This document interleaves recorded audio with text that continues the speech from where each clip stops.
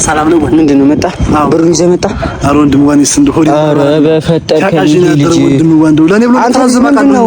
መንገዱ ግን እንደው ይቅርብኝ። እኔ እንደው የቀይ ባህር አሳት የሚበል ምንድነው? ስንቴ ነው የምነግርህ? ምንም የሚያስፈራ ነገር የለም።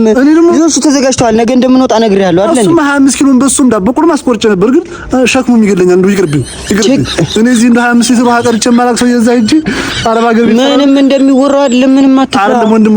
አሁን የመጣሁበት ምክንያት 7000 መልስኝ ቀብዶ ነው። ምን አደረግልሃል? 7000 ብር መልስ ወንድም። ይልቅ እዛ ሂድና እኔ ህይወቴን ልለውጠው። ኧረ እንደው ወንድም ዋዚ ሆነ ዘላለም ይገዙና ቢና የሚገዙ ደብረ ብርሃን የመኪና ቁም እጣ እየወጣ ስለሆነ አዎ እሱን ቆርጬ ካሱን አሰማ ካሱን ወንድም እሷ እየወጣ ነው። እሷን ቁርጥ አደርጋለሁ።